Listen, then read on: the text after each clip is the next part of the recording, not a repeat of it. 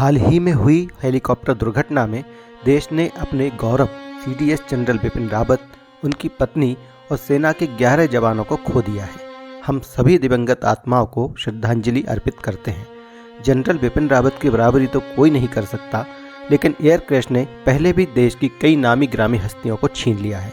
Tuesday trivia की आज की कड़ी में ऐसी ही कुछ घटनाओं के बारे में जानते हैं। 24 जनवरी 1966 को भारतीय परमाणु कार्यक्रम के जनक परमाणु वैज्ञानिक होमी जहांगीर भाभा का असमय निधन स्विट्जरलैंड के मोंट ब्लांक के पास एयर इंडिया की फ्लाइट दुर्घटनाग्रस्त होने से हुआ था। उस वक्त वे 56 साल के थे। लोकसभा के पूर्व सांसद और कांग्रेस नेता मोहन कुमार मंगलम की मौत 56 वर्ष की आयु में दिल्ली में इंडियन एयरलाइंस की फ्लाइट दुर्घटनाग्रस्त होने से हुई थी। यह हादसा 31 मई 1973 को हुआ था।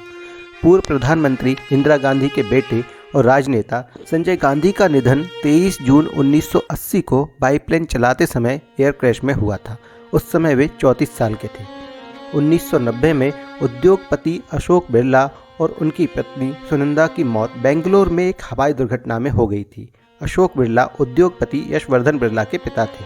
9 जून 1994 को पंजाब के तत्कालीन राज्यपाल सुरेंद्र नाथ, उनके 9 फैमिली मेंबर्स और अन्य 3 लोगों का निधन हिमाचल प्रदेश में हवाई दुर्घटना में हुआ था। घटना स्टेट प्लेन के टेक ऑफ से ठीक 9 मिनट बाद हुई थी। 30 सितंबर 2001 को कांग्रेस नेता और पूर्व कैबिनेट मंत्री माधवराव सिंधिया का निधन प्लेन क्रैश में हुआ था। 56 साल के सिंधिया उस वक्त उत्तर प्रदेश के कानपुर में एक रैली को संबोधित करने जा रहे थे। 3 मार्च 2002 को तत्कालीन लोकसभा स्पीकर और तेलुगु देशम पार्टी के नेता GMC बालयोगी का निधन आंध्र प्रदेश में चॉपर क्रैश होने से हुआ था।